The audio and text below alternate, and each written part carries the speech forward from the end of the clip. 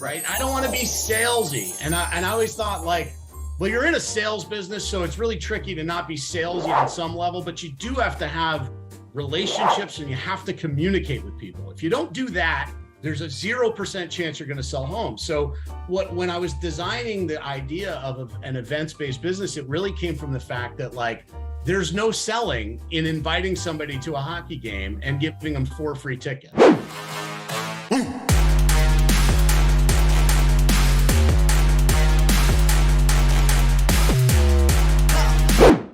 Zach, what do I do when a video goes viral?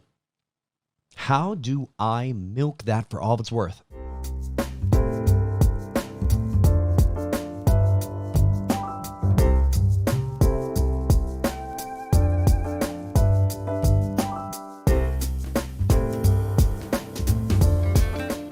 All right, cool. Hey, we're live on Facebook. How's everyone doing? My name is Nick Baldwin. I'm the co-founder of LabCoatAgents, and I am here with Matt Miale, or Mathew if we're going to be proper. I'll go by Nicholas, and you can go by Mathew. Matt is perfectly fine. Okay, Matt and Nick, perfect.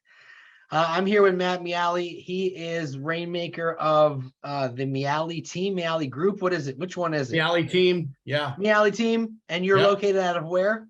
We are in West Hartford, Connecticut, Central Connecticut. Hartford, that's right, because I'm from New Jersey, so we're almost neighbors.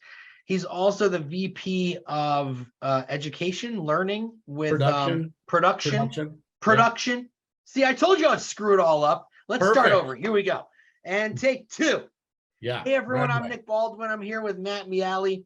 He has a team in Hartford, Connecticut, the Matt Miale team, and he's also VP of education and production at Livian, which is also associated with Keller Williams. Why don't you tell everyone exactly what Livian is? Because I don't know if they're all familiar with what Livian is. Sure. Yeah, Livian is a platform designed to support high production real estate teams and full-time professional realtors in team environment with best-in-class services, models, systems to allow agents to produce more sales with lots of leverage.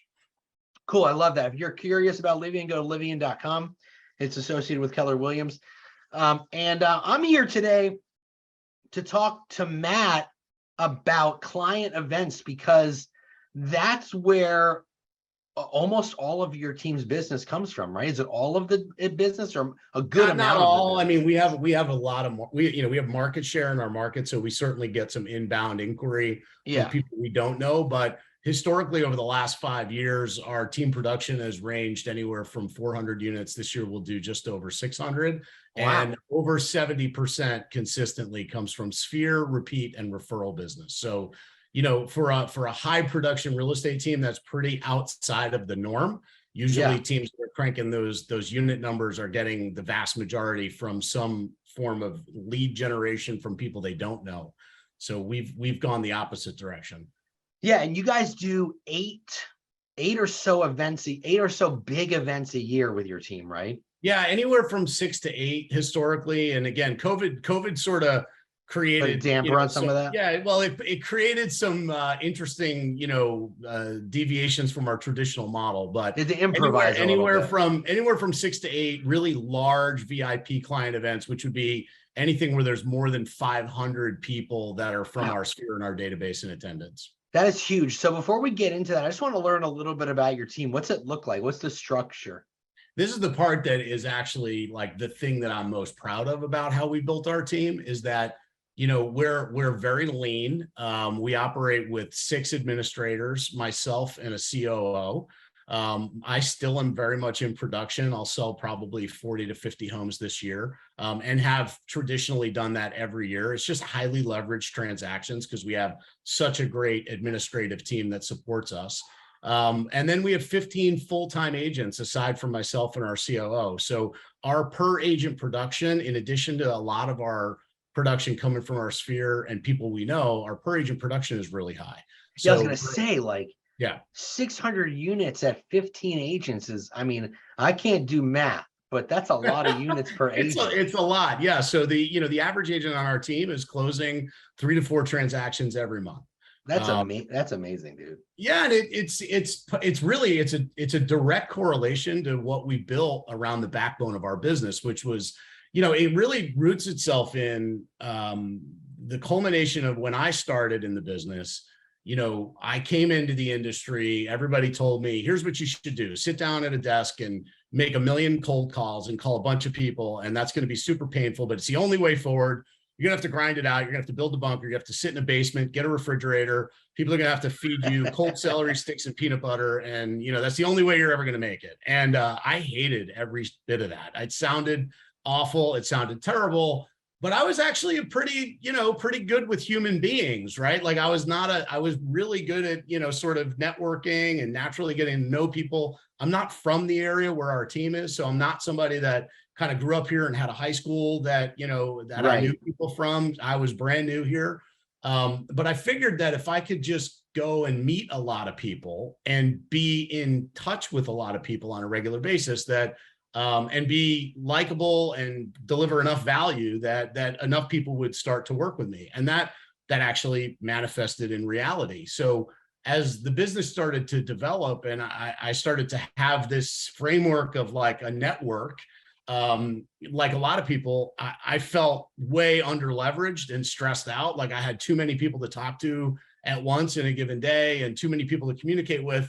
And a really good friend of mine, we were sitting at a bar after a softball game and he looked at me and he said, there's 86 beers on tap here. And the thing that really sucks about that is that you can't drink them all. And I was like, but what if you could? And I thought, what if you could? Like, what if you could have a beer tasting? And then I thought most of my clients would probably love that. Like that would be pretty cool. So I think I'll do a beer tasting. I'll just try that. And what was magical about it is how anxious and stressed I was leading up to the event. The first event was in 2011. I was super anxious about it because I had to spend all this money and I was nervous because I didn't really have the money. It was like, I remember it was $8,000. That's what it was going to cost for me to have 85 people come to this event. And 3 of my attendees walked in with a person that needed to buy or sell a house like imminently. And so the math was like, oh, yeah, it made sense. That's fantastic. And this was actually pretty fun. This event was a whole lot more fun than sitting in a dungeon cold calling all day. So I was like, Eureka, I might be onto something. Maybe if I just bring people together and we do fun stuff and they all know that I'm a realtor because I give them a pint glass that has the logo on it. You can see a couple of them up there, right there. Oh, right they're there. Okay. Yeah. Then they walk out with a free pint glass and then they just think, well, Matt's my realtor. So that was really how the whole idea of building an events-based business started. Was that your first event then? Yeah, that was the first one. Okay, and so were you kind of like, did you have a team at that point, or was it just you and a couple others? So it was really kind of the early formation of a team, right? With me as a solo producer doing 80% of the business and like 2 buyers agents that really operated more like showing agents and an administrative team of 1. So that was the sort of early culmination of it. And we called it Harvest Fest. It always happens now. We've never missed. It always happens the 1st to 2nd week in November, right before holidays. The holiday sort of fervor starts to kick up at the end of the season, and it's Harvest Fest, and you come and it's free beer and some, bratwurst and pretzels, and and it's this year we're expecting 1,200 people. So it'll be a monster party. Wow. Yeah. Well, that's incredible. So tell me about how your team prospects then for events. Like I remember you were on stage at Mega Camp just talking about this, and I thought it was a really cool way to look at things. Like I'm not going to say too much, but like if you tell agents to call people that they know to invite them to something, they're going to have a heck of a lot more fun. Totally. The idea, the prospecting on our team. So of course, and I always want to, there's caveats to everything. I certainly have people on my team that love the sort of traditional prospecting, but when you look at the profile of what makes up your typical real estate agent, most of us are highly social. We like people. We like engagement. And you hear this term all the time, and we don't want to be salesy, right? I don't want to be salesy. And I always thought like, well, you're in a sales business, so it's really tricky to not be salesy on some level, but you do have to have relationships and you have to communicate with people. If you don't do that, there's a 0% chance you're going to sell homes. So when I was designing the idea of an events-based business, it really came from the fact that like, there's no selling in inviting somebody to a hockey game and giving them 4 free tickets. There's just a reminder that, hey, I'm your realtor. We worked together 2 years ago. And oh, by the way, we're doing this awesome event this coming January. And I happen to have 4 tickets with your name on them if you can go. And if you create a cadence and a pace where the agents on your team or you as an individual agent can consistently communicate with people, what we know is that your conversion rate on your database is going to be a 12-2 versus the general populace of people that you've never met, which is going to be somewhere between 50-1 and 100-1. And you have to communicate with them a whole lot more times. And so what we've created is an environment where the things that we do for prospecting are actually super fun. And they're not really about selling houses. They're about staying in relationship with people and constantly reminding them, I'm the guy, if you need something that's real estate related, to contact. And oh, by the way, if you need a plumber, if you need an electrician, if you need your gutters replaced, I'm also that guy. You can call me for that stuff too. And I'll see you next week at Harvest Fest. It's a really simple way to keep communication lines open. And who wouldn't want to essentially work for an events planning company that sells houses? It's really pretty awesome. Yeah. And so like, I visualize this, like the way I describe it is I want our team and I want our clients to feel like we have this giant circus tent, and inside the circus tent is all kinds of fun stuff. Yeah. So that once you're inside of it, you just don't really want to leave. You're just kind of like, oh, this is cool. Like, Miale Team invites me to this cool stuff. They happen to be really good at their job too, right? Because that's also important. You can't of course. You can't be a terrible real estate agent and then have events and expect people to work with you. So you do have to actually be really good at the craft. So, and we have lots of things we do in our business that make us really good at that too. That's so funny. But the events are really about the prospecting model. And it's around the idea that if you don't like cold calling, you actually don't have to. But the alternative is the scripts that we sort of all grew up with was call your sphere, every two months and ask them, who do you know that wants to buy, sell, or invest in real estate? And the question in and of itself is not wrong. It's a great question. It's the right question. It's just the approach to it is that you can ask that question after you've given somebody 4 tickets to a baseball game and they're really excited to answer it. But if you just call them on a random Sunday afternoon and ask them to do something for you, they're not going to be as excited to support you. And so 100%, we've just made it really easy for the people that we work with to want to serve and help us. Hey, there is a question in the chat from Scott Hack. What's up, Scott? Longtime LabCoatAgents member. He is wondering about the venue, like the evolution of your Harvest Fest, right? Like obviously first it took place in a bar. Obviously you can't have 1,200 people in a bar. Where are you doing it now? Because that seems like it's a festival more than it is. It's actually at a fairgrounds, right? So it's at an outdoor. So we've actually evolved, and this will be our first year at a fairgrounds where we're going to be outdoors, tents, haystacks, food trucks, kegs of beer. Like so Harvest cool. Fest will be an outdoor. I'll be there. Yeah, you are welcome to come. Yeah, and again, it has been an evolution. It was at a bar initially where it was about beer tasting, and it's become less about beer tasting and a little bit more about beer drinking. And that's fine. And the clients didn't seem to care. They didn't really mind too much that it evolved. So, but yes, the event venue has changed, and all the events that we've done have changed and adapted. The first year we did a partnership with the Yard Goats.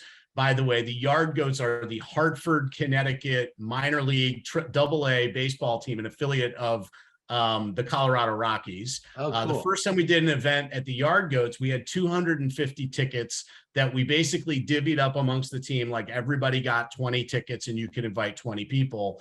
And then over time, we've deepened the relationship with the Yard Goats. We brought in a community element where we're doing charity, we're raising money and giving away money every time we bring people there. And now we've effectively been able to take over half the stadium so that we can have an unlimited number of people that can come to one specific game per year and absolutely dominate. And when you're there again, as a client, when you're there experiencing it, it feels like the Miale team has completely taken over the stadium. It's like the Jumbotron, the announcers, they put me on the radio, which was really a wacko thing. I was doing like color commentary on the play-by-play, which is a fun experience. We do the check delivery right at the beginning of the game. We have the flag, and our customers are invited to come down on the field and hold the flag during the national anthem. We have one of our team members that sings "God Bless America." Like, so that event, which is like a 4-hour event, is just, you're just immersing your clients in your brand and the value that you're giving them. That's so cool.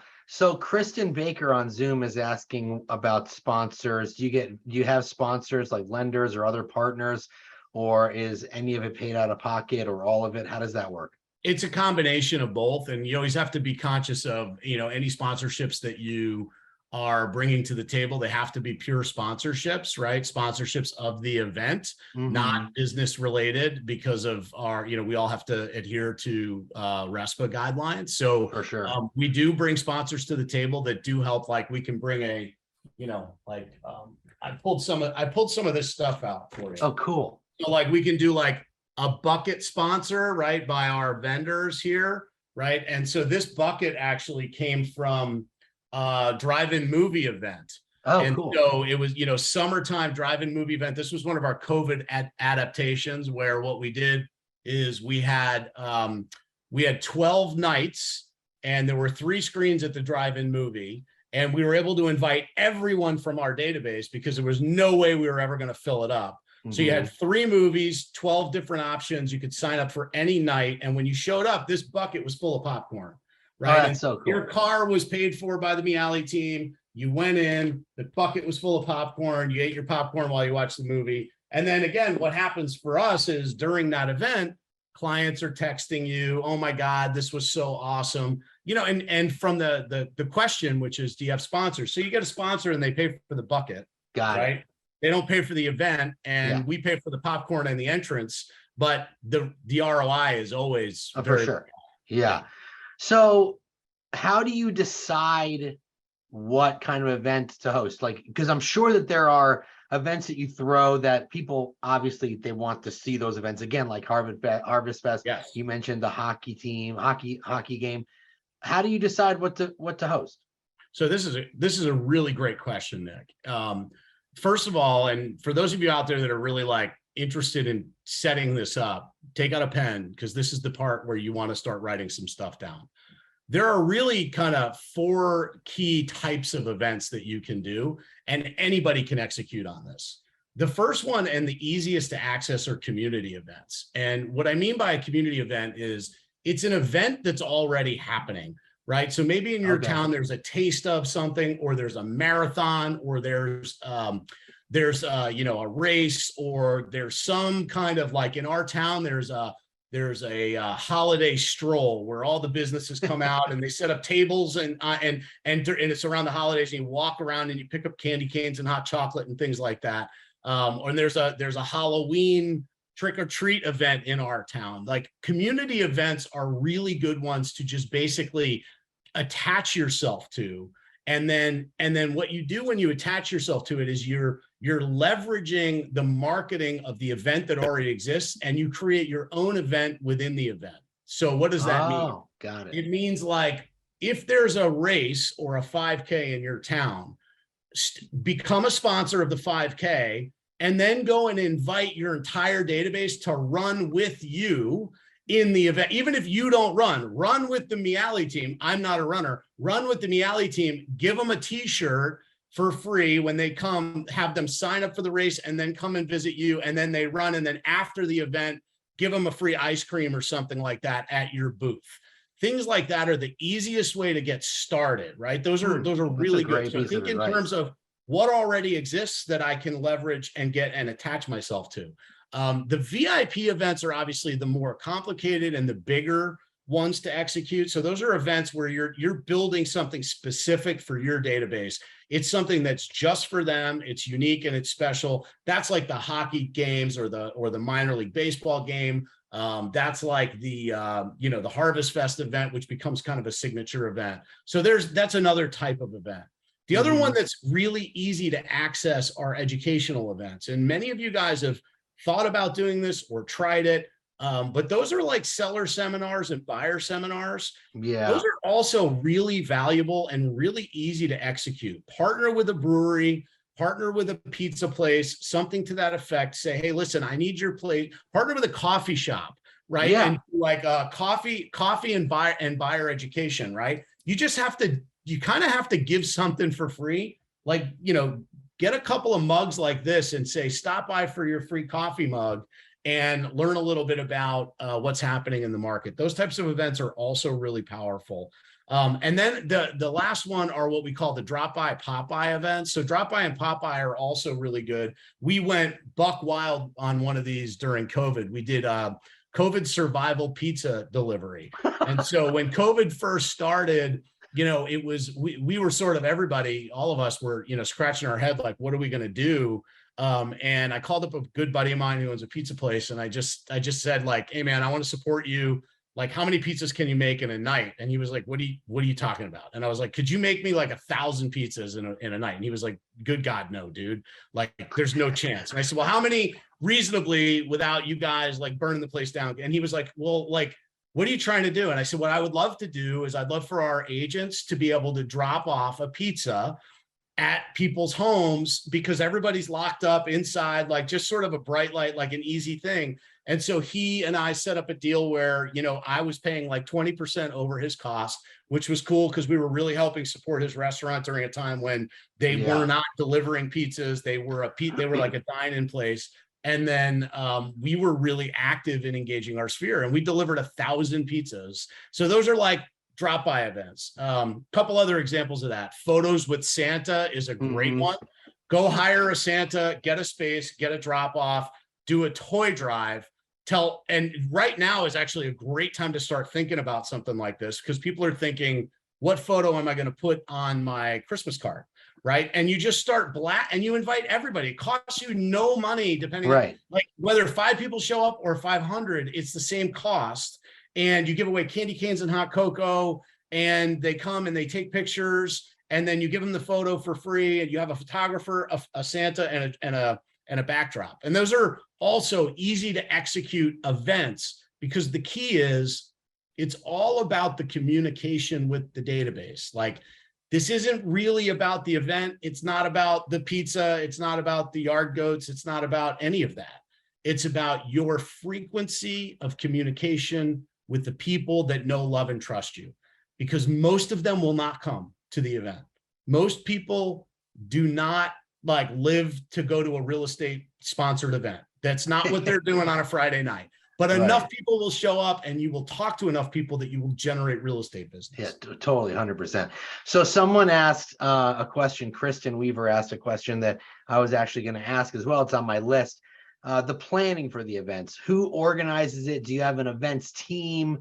What does that look like? Because now you're planning these massive events. Yes, right? we have so I a would assume you have full-time. to have. Yeah, we have a full-time events manager that is on our team who is part of our marketing. Yeah, that is actually how this operates. So for us, at the scale that we're doing it, we have a full-time events manager, and we have actually started a new business where we're actually doing this and executing it on behalf of other teams. So whoa, that's awesome.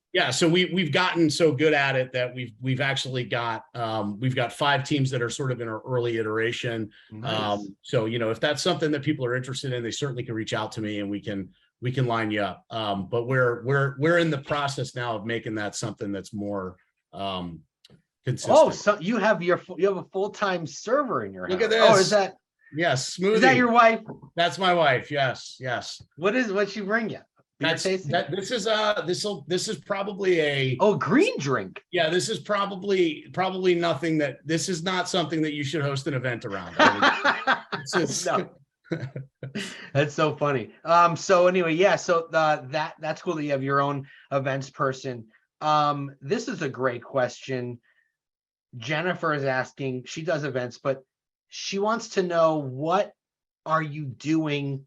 She wants to know what you're doing to generate leads, but I think if you go into it with that expectation, right, you're going to fall flat. So here's the key. Events are lead generation over time, right? So it's the idea behind the event is that when you have a database of people who know, love, and trust you, that you communicate with effectively, we already know that for every 12 people in that database, there will be 2 opportunities. One opportunity for one of the 12 people and one opportunity for one of the 12 people to refer business to you.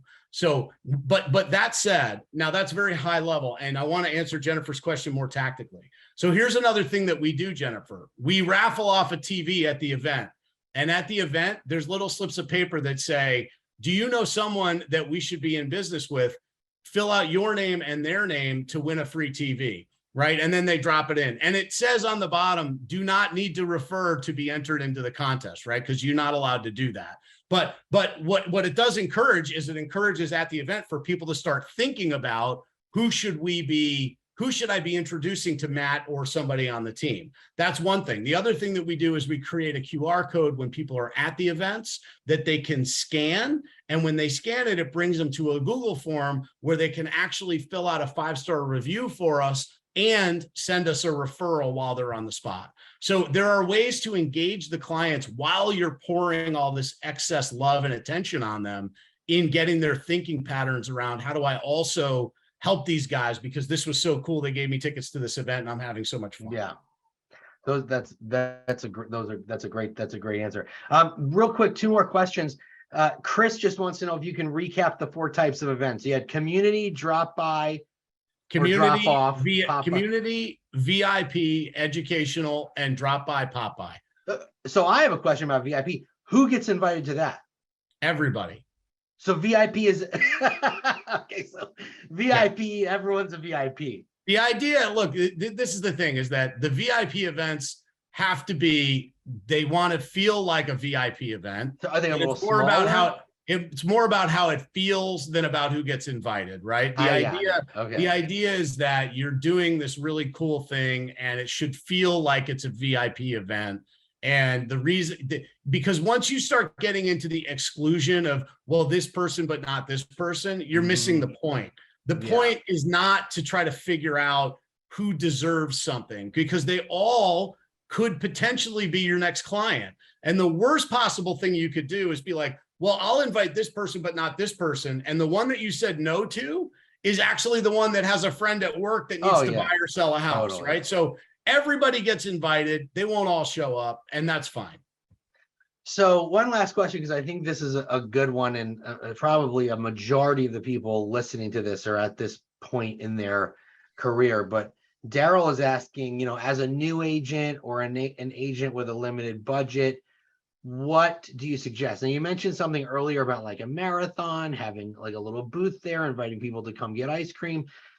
Is there anything else you would suggest if someone's on a limited budget? So when you have a limited budget, the best possible thing you can do is leverage something that already exists. So so I talked about community events being one way. Here's another one. And, Nick, you and I were geeking out a little bit about the comic books behind you when we first got on the call. One of my favorite things to do was movie premieres. And the reason that I like doing movie premieres is, again, it's a $20 ticket, right? You can set up an arrangement with a theater and they'll give you a discounted rate to get an entire theater. And here's what's cool about movie premieres. There's always hype around it, right? You see the actors are going to be on the Today Show and talking about it, right? So whether it's the newest Star Wars or the next Marvel movie, whatever that big movie is that's coming out, go rent out a theater give people popcorn, candy, and get them in the movie for free. And, help do some sort of sweepstakes to get them access to that special VIP movie event.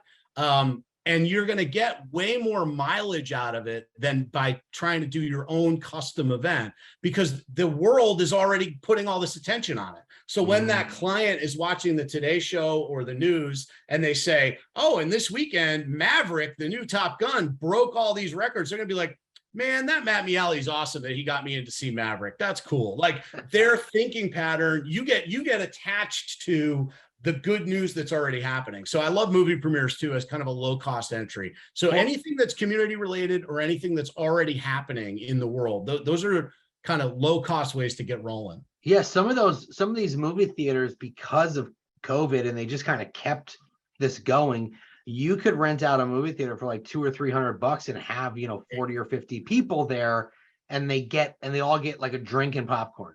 That's correct. Yeah. Super inexpensive to get a movie theater. Absolutely. Yeah. Awesome. Well, this has been so much. There's been so much information shared in this webinar. If you're watching on Zoom, drop in the chat whether you thought this was awesome. Drop us a heck yeah if you thought this was awesome. Matt, I got a lot of value from it. Events are huge, and I think a lot of people they don't see they think about, how am I going to throw an event and get the business, right? Right. That's not what it's about. It's about making people feel good, and people are always going to remember that you made them feel good, and the business will just organically come. You know what I mean? We just have to remember that fundamentally this is a relationship business. We are not out there to close people all day long. We are out there to build deep relationships with the people that we care about and get them to care about us, and be really ambassadors for our communities. And when we act as such, the business just kind of shows up. Yeah, for sure. Love it, dude. Well, Matt, thanks for taking the time out of your day. We appreciate it. This will be on our YouTube channel in the next several days, so make sure you're subscribed to LabCoatAgents on YouTube. And if you're subscribed and you hit the notification bell, you will be notified when the webinar gets posted for the replay. So thanks a lot, Matt. Have an amazing rest of your day. We appreciate you being here. Thanks, everybody. Appreciate you very much. Thank you, Nick. See you guys later.